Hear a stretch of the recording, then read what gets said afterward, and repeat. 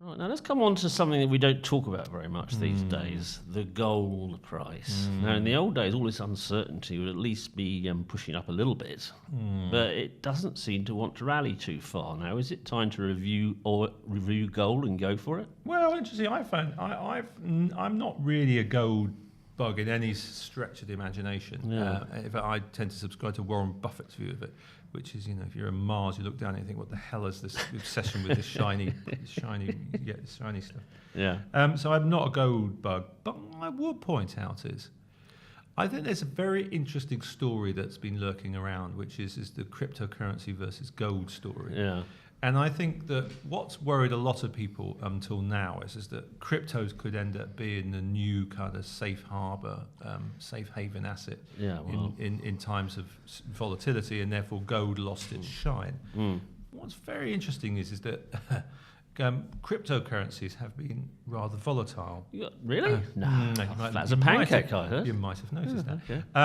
And therefore, I think that an awful lot of people who might have been looking at cryptocurrency as a safe haven, as a kind of alternative to monetary fiat and the debasing of paper currencies, might have had a bit of a rude awakening and gone, oh, right, okay, maybe this isn't such a kind of safe haven asset. Yeah. Look, cryptocurrencies have their own virtues.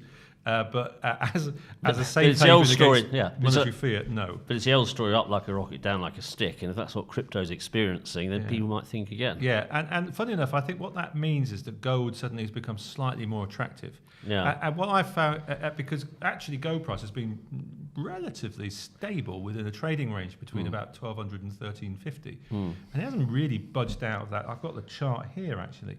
The gold hasn't really budged out of that 12. In fact, let's be even narrower: 1,220 to 1,360 trading range. We'll share that with you. Okay. And it hasn't really budged out of that for quite a while, and I think that's quite important because really, gold should have had a lot of headwinds at this point. Raising interest rates, that makes cash more attractive. Yeah. People worried about equity valuations in the US.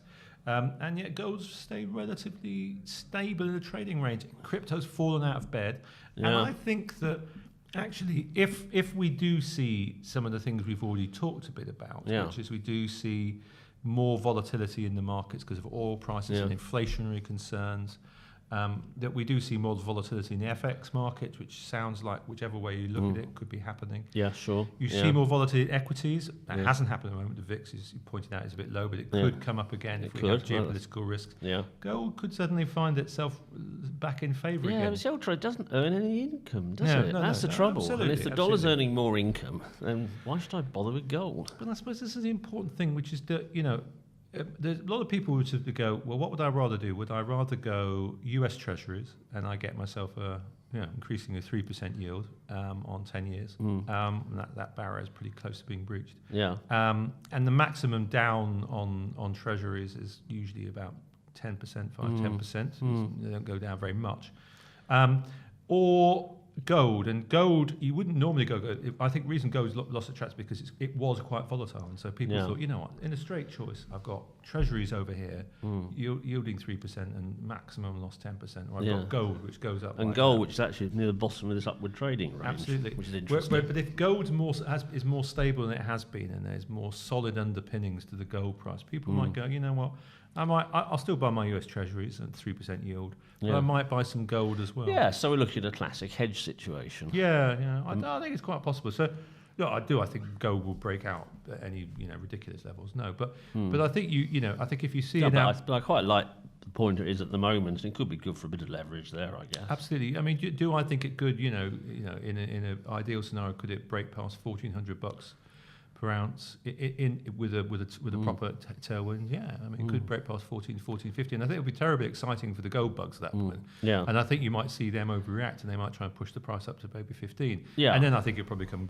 Yeah, that's right. But then that is the opportunity. So you might get a sort of recovery level, then a bit of excitement, then a push too high, and then go short. Certainly, the technicals on gold look positive. Not overly bullish, but they certainly look bullish. Well, looking at that, it's quite positive. Yeah, exactly. And I think it's quite possible that you could see a little bit of a breakout of its trend. Yeah, okay. So I'd be slightly more bullish gold. The one we haven't really mentioned, which is, and I've just mentioned it now, which is US Treasuries and bonds, because a lot really does depend upon where the 10-year yield on 10-year Treasury bond. I think you're implying you think, well, a majority opinions it could fall down further.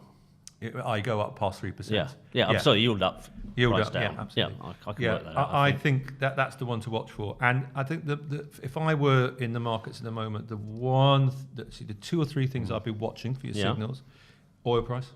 100%. I would be watching inflation rates, Yeah. and we'll talk at the end about some key dates to watch out for on Yeah. inflation rates, both in the Yeah. UK and US. I'd be obviously, like everybody does, watch interest rates. We know interest rates are going to go up in the US, but it's by how much and how quickly they'll get to 3.5. Yeah. And the last one that I would, I'd be watching, very, very carefully at the moment is the US Treasury bond yield.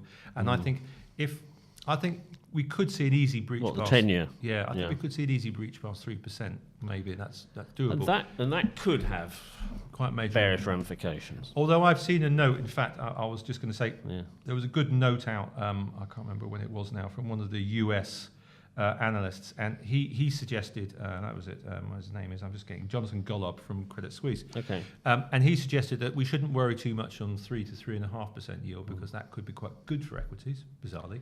But once the 10-year yield breaks past 3.5%, that's trouble. Yeah, because that's when you begin to question the ability of the US to finance itself. And Well, there's loads of other things. so much else. Volatility starts shooting up. And even he pointed out that once US Treasury yields have gone past about 4%, that tends to imply equity declines of 20 to 40%. Yeah, and that's happened. So it's almost like once you start thinking of number 4 or the number 5, then you... Yeah, and it's almost exponential increases. So, you might see small declines in equity markets between 3.5, but it's almost like that exponential curve. Once you get past 3.5, you could see equity markets become much and a lot more of the volatile. junior people on the trading floor won't have seen that condition. They've No, only been in the market. Yeah. They've only been in the market for 10 years. And they'll overreact, and they'll just think, "Oh, absolutely." crumbs. So it's a rerun of 2008. So I think one of the interesting underlying themes here is that we could see overreaction on quite a few things. Yeah. So we could see overreaction on the oil price, i.e.,